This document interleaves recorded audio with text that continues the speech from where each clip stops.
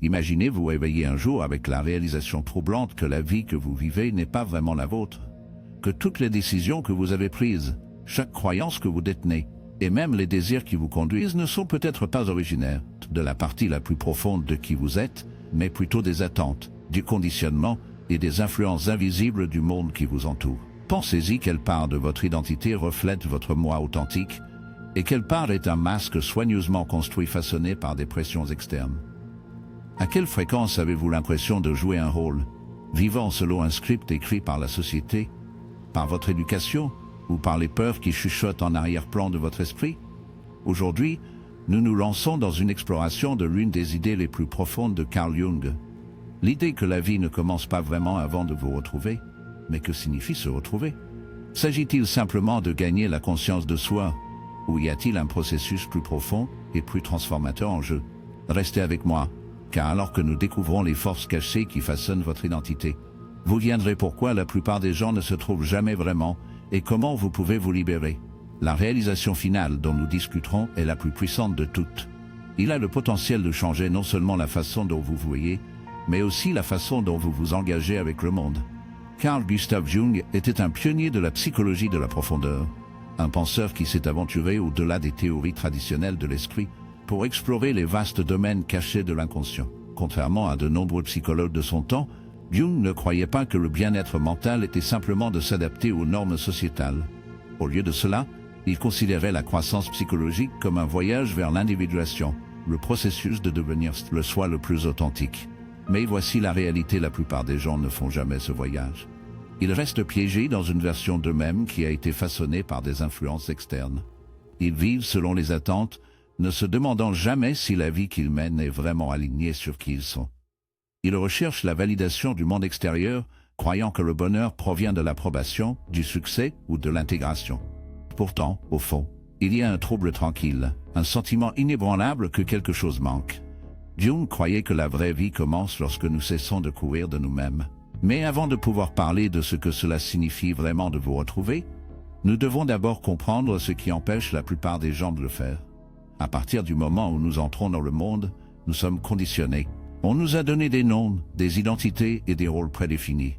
On nous apprend ce qui est acceptable et ce qui ne l'est pas, ce qui est récompensé et ce qui est puni.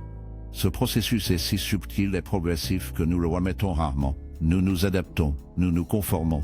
Et avec le temps, nous apprenons à supprimer des parties de nous-mêmes qui ne s'alignent pas sur les attentes qui nous sont imposées. Pensez à votre enfance. Y a-t-il eu des moments où vous vous êtes exprimé librement, seulement pour être confronté à la désapprobation? Peut-être qu'on vous a dit d'être réaliste, d'arrêter d'être trop sensible, ou que certaines émotions et désirs étaient inappropriés.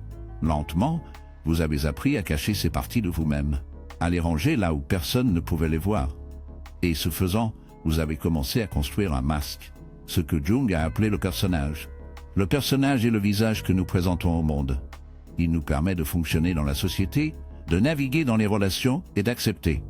Mais voici le problème, plus nous nous identifions à ce masque, plus nous perdons le contact avec nous-mêmes. Nous commençons à croire que nous sommes le personnage, oubliant qu'il y a quelque chose de plus profond en dessous. Et puis il y a l'autre côté de la médaille, l'ombre. Si le personnage est ce que nous montrons au monde, l'ombre est ce que nous en cachons. Il se compose de tout ce que nous avons rejeté ou supprimé en nous-mêmes, nos craintes, nos désirs tacites, nos vulnérabilités et même nos forces cachées. Et c'est là que cela devient encore plus profond. L'ombre ne disparaît pas. Il ne disparaît pas simplement parce que nous refusons de le regarder. Au lieu de cela, il fonctionne sous la surface, influençant nos pensées, nos comportements et même nos réactions émotionnelles. Les parties de nous-mêmes que nous rejetons ne disparaissent pas. Ils se manifestent de manière inconsciente, souvent sous forme de projection. Avez-vous déjà détesté quelqu'un sans comprendre pourquoi? Avez-vous déjà été déclenché par certains comportements chez d'autres qui semblent provoquer une forte réaction émotionnelle? Jung pensait que lorsque nous sommes dérangés par les qualités d'autres personnes, c'est souvent parce que ces qualités mêmes existent en nous, cachées dans notre propre ombre. Mais que se passe-t-il si je vous disais que dans cette ombre se trouve la clé de la vraie découverte de soi? Que les parties de vous-même que vous avez supprimées et ignorées ne sont pas vos ennemis, mais plutôt les morceaux manquants de votre intégrité? La grande perspicacité de Jung était la suivante: la croissance psychologique ne consiste pas à éliminer l'ombre. Il s'agit de l'intégrer, Il s'agit d'examiner les profondeurs de votre propre inconscient et de faire face à ce que vous avez nié. Parce que lorsque vous le faites, vous débloquez une source profonde de pouvoir personnel, d'authenticité et de liberté. C'est là que le voyage commence. Êtes-vous prêt à affronter la vérité de qui vous êtes, pour vous libérer des illusions qui vous ont façonné? Parce que ce qui vient ensuite défie tout ce que vous pensiez savoir sur vous-même, et cela ouvrira la porte à une vie vraiment la vôtre. La plupart des gens passent par la vie en croyant qu'ils savent déjà qui ils sont. Ils se définissent par leur nom, leur travail, leur culture, leurs expériences passées, mais que se passe-t-il? Si je vous disais que votre identité est beaucoup plus complexe que vous ne le pensez, que le moi que vous croyez vous-même être est juste une construction au niveau de la surface, une fraction d'une réalité beaucoup plus profonde. Et plus profonde, Carl Jung croyait que chez chaque individu, il existe un monde caché, un paysage intérieur vaste et complexe rempli de souvenirs oubliés, d'émotions supprimées, de désirs non reconnus et de potentiel inexploité. Et la clé pour vraiment vous retrouver n'est pas de construire une nouvelle identité, mais de découvrir ce qui a été enterré en vous. Prenons un moment pour réfléchir. Avez-vous déjà ressenti un désir profond et inexplicable pour quelque chose de plus? Un sentiment qu'il y a une plus grande version de vous-même en attendant d'émerger? Ce n'est pas seulement l'imagination, c'est la voix de votre inconscient qui vous appelle à quelque chose de plus grand. Jung a qualifié ce processus d'individuation. Il croyait que le véritable épanouissement ne vient pas de conforme aux attentes externes, mais de l'intégration de tous les aspects de nous-mêmes, le beau, le mal, la lumière et l'obscurité. Mais avant de pouvoir intégrer ces parties, nous devons d'abord les affronter. Jung a qualifié ce processus d'individuation. Il croyait que le véritable épanouissement ne vient pas de conforme aux attentes externes, mais de l'intégration de tous les aspects de nous-mêmes, le bien, le mal, la lumière et l'obscurité. Mais avant de pouvoir intégrer ces parties, nous devons d'abord les affronter, et c'est là que la plupart des gens s'arrêtent. Pourquoi? Parce que faire face à vous-même est inconfortable. Cela nécessite de regarder des aspects de votre personnalité que vous avez longtemps ignorés. Cela exige que vous remettiez en question les croyances de longue date, que vous défiez vos peurs et que vous confrontez les conflits intérieurs qui ont façonné votre vie. Pensez-y, à quelle fréquence évitons-nous le silence? À quelle fréquence nous distrait avec le travail, les médias sociaux, le divertissement ou tout ce qui nous empêche de nous asseoir seuls avec nos pensées? Cette distraction constante n'est pas accidentelle. C'est un mécanisme de défense, une façon d'éviter les questions plus profondes qui persistent sous la surface. Mais peu importe combien nous essayons de les éviter, ces aspects cachés de nous-mêmes ne disparaissent pas. Ils apparaissent de manière inattendue par l'anxiété, l'autosabotage, les relations insatisfaisantes ou un sentiment persistant d'être perdu. Jung croyait que notre inconscient nous parlait toujours, mais nous avons appris à ignorer ces messages. Cependant, si nous commençons à prêter attention, nous commençons à voir des modèles. Nous commençons à remarquer comment nos blessures les plus profondes influencent nos choix, comment nos désirs supprimés façonnent nos comportements, et comment les choses que nous craignons ont le plus souvent les plus grandes leçons. Considérons un exemple simple mais puissant, la peur du rejet. Beaucoup de gens passent par la vie terrifiés d'être jugés ou abandonnés. Ils recherchent l'approbation, évitent les conflits et suppriment leurs vraies pensées pour maintenir l'harmonie. Mais d'où vient cette peur? S'agit-il vraiment des opinions des autres? Ou provient-il de quelque chose de plus profond? Peut-être une vieille blessure, une expérience de l'enfance, à un moment où il se sentait invisible ou indigne. Jung dirait que cette peur n'est pas seulement une émotion, c'est un aspect fantôme de soi qui n'a pas été pleinement reconnu. Jusqu'à ce qu'il soit mis dans la lumière, il continuera de contrôler ses actions dans les coulisses. Mais voici la chose incroyable: quand nous sommes enfin confrontés à ces parties cachées de nous-mêmes, ils perdent leur pouvoir sur nous. Imaginez un instant ce que cela ferait de vivre sans crainte de jugement, de dire votre vérité sans hésitation, de prendre des décisions non basées sur ce que les autres attendent, mais sur ce qui résonne profondément en vous. C'est le pouvoir de l'individuation. Il ne s'agit pas de devenir quelqu'un de nouveau, il s'agit de devenir plus de qui vous êtes vraiment. Mais comment commençons-nous? Comment découvrir les forces inconscientes qui façonnent nos vies? Jung croyait que l'un des moyens les plus puissants d'accéder à l'inconscient est par les symboles, les rêves et l'introspection. Il considérait les rêves comme des messages du moi plus profond, révélant des vérités cachées sur notre psyché. Il a également souligné l'importance de l'expression créative, art, écriture, musique et autres formes d'auto-exploration, comme des moyens d'accéder et d'intégrer l'inconscient. Mais peut-être l'étape la plus importante est simplement la suivante, la conscience. Au moment où vous commencez à remettre en question vos pensées, vos réactions et vos croyances profondément tenues, vous faites déjà les premiers pas vers la transformation. Au moment où vous arrêtez de courir de l'inconfort et commencez à y faire face avec curiosité, vous commencez à récupérer votre vrai moi. Parce que voici la vérité, la plupart des gens vivent toute leur vie en tant qu'étrangers à eux-mêmes. Ils suivent les chemins disposés pour eux, ne réalisant jamais qu'ils ont le pouvoir de choisir. Au moment où vous arrêtez de courir de l'inconfort et commencez à y faire face avec curiosité, vous commencez à récupérer votre vrai moi. Parce que voici la vérité, la plupart des gens vivent toute leur vie en tant qu'étrangers à eux-mêmes. Ils suivent les chemins disposés pour eux, ne réalisant jamais qu'ils ont le pouvoir de choisir quelque chose de différent. Ils suppriment leur vraie nature, ne réalisant jamais que leur plus grande force consiste à embrasser tout ce qu'ils sont. Mais vous n'avez pas besoin d'être une de ces personnes. Vous avez le pouvoir de vous libérer des illusions qui vous ont retenu, pour perdre les couches de conditionnement et de peur qui vous ont empêché de vivre pleinement la vie, pour entrer dans la plénitude de qui vous êtes, sans peur et sans vergogne. Dans la partie suivante, nous allons explorer quelque chose de plus profond, les archétypes cachés en vous. Ces anciens modèles, enterrés au fond de votre psyché, tiennent la clé pour déverrouiller votre plus grand potentiel. Ce que vous êtes sur le point d'apprendre peut changer la façon dont vous vous voyez pour toujours. Si le voyage pour vous retrouver était aussi simple que de prendre une décision, tout le monde vivrait déjà en alignement complet avec sa vraie nature. Mais comme nous l'avons vu, le processus est beaucoup plus complexe. Il ne s'agit pas seulement de choisir qui nous voulons être. Il s'agit de découvrir les forces qui nous ont façonnés, auxquelles nous avons rejeté les parties de nous-mêmes, et les intégrant dans une identité entière et authentique. Mais voici une question: pourquoi nous sentons-nous attirés par certains comportements, désir ou peur? Pourquoi répétons-nous les mêmes erreurs, ou tombons-nous dans les mêmes modèles, même lorsque nous essayons de changer? La réponse de Carl Jung était révolutionnaire. Il croyait que dans chaque être humain, il existe des modèles universels, des plans psychologiques profonds qui influencent nos pensées, nos émotions et nos comportements d'une manière que nous ne comprenons souvent pas pleinement. Il a appelé ces modèles archétypes. Jung a soutenu que les archétypes sont des images collectives anciennes stockées dans ce qu'il a appelé l'inconscient collectif, un niveau de psyché partagé par tous les êtres humains, hérité des expériences de nos ancêtres. Ces archétypes façonnent notre identité personnelle, nos relations et même la façon dont nous percevons le monde. Pensez aux histoires qui ont été racontées à travers l'histoire: le voyage du héros, le mentor sage, le méchant sombre, l'enfant innocent. Ces personnages apparaissent dans les mythes, les religions, la littérature et même dans nos rêves. Ils ne sont pas seulement fictifs. Ils représentent des forces psychologiques qui existent en chacun de nous. Et que nous le réalisions ou non, ces archétypes sont constamment en jeu dans nos vies. Par exemple, considérez l'archétype de héros. C'est la partie de vous qui aspire à un but, qui se sent appelé à quelque chose de plus. C'est la partie de vous qui cherche à surmonter les obstacles, à se renforcer et à atteindre une version supérieure de vous-même. Mais cet archétype n'existe pas isolément. Il est toujours accompagné de l'ombre.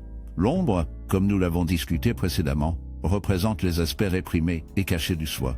C'est la partie de vous qui contient vos peurs, vos faiblesses et même votre potentiel inexploité.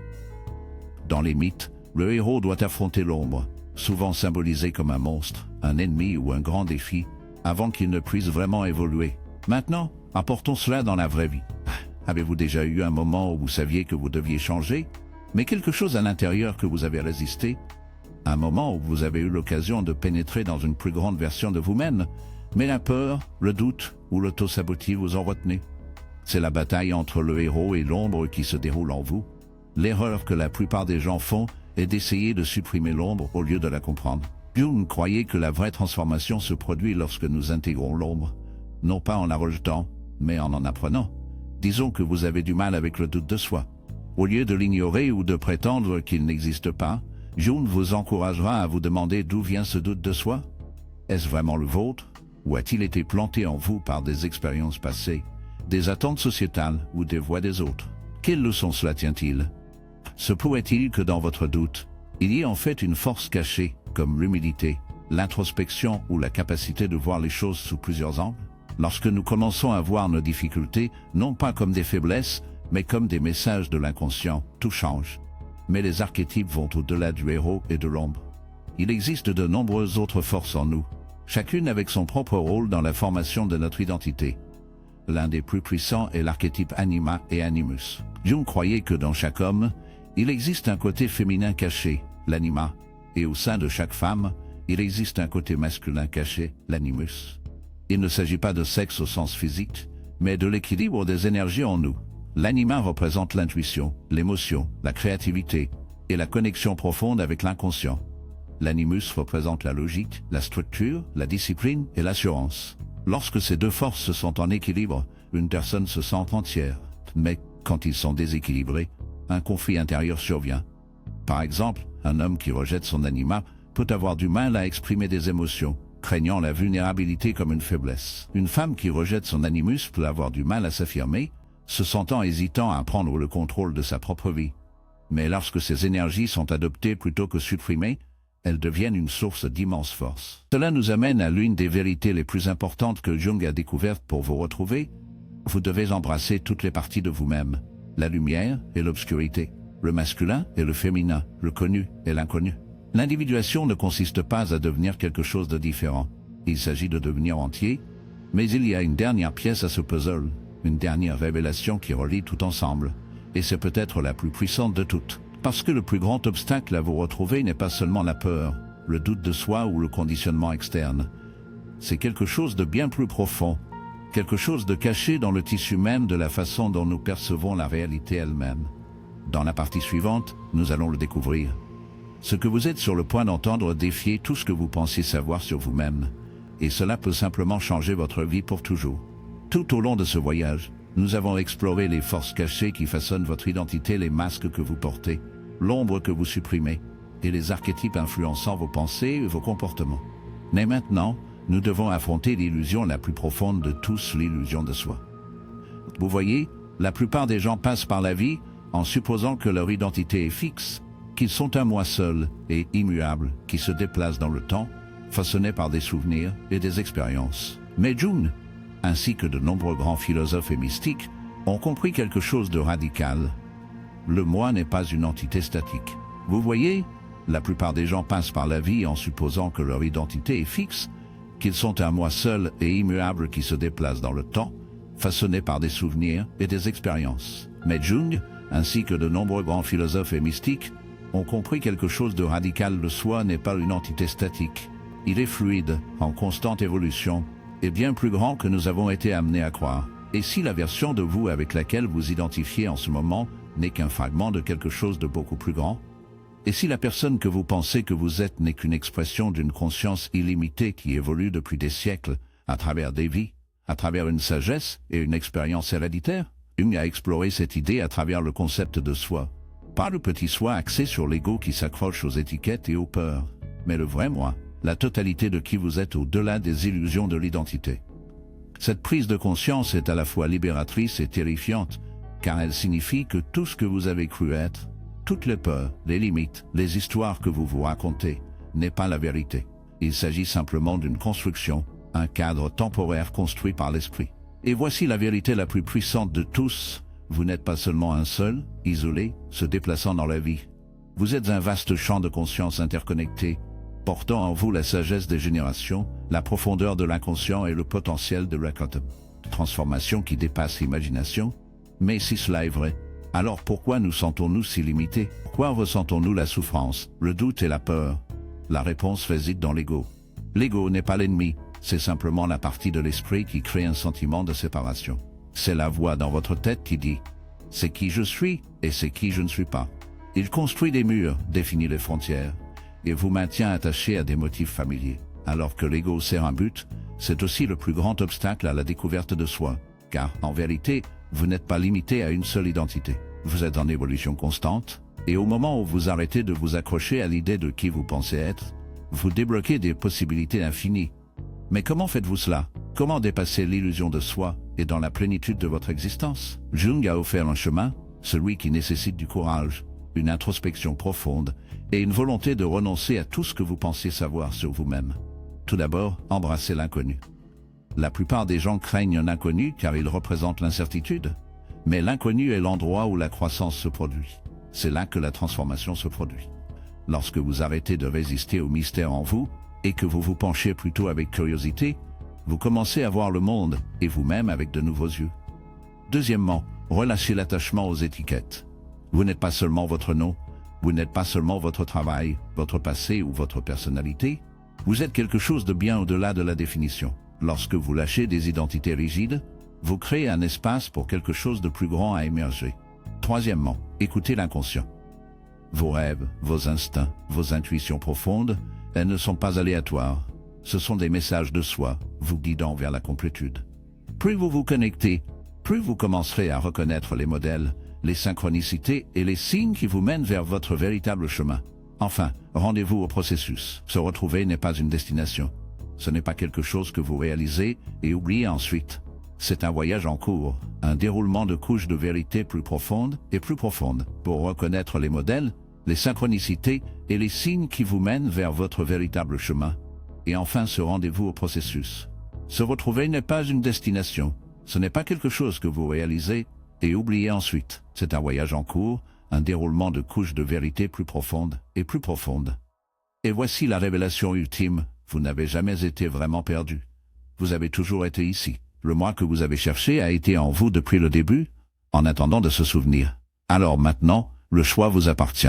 Allez-vous continuer à vivre comme un fragment de qui vous êtes vraiment, lié par de vieilles peurs et illusions, ou allez-vous avancer dans l'inconnu, embrassant le vaste être illimité que vous étiez censé devenir?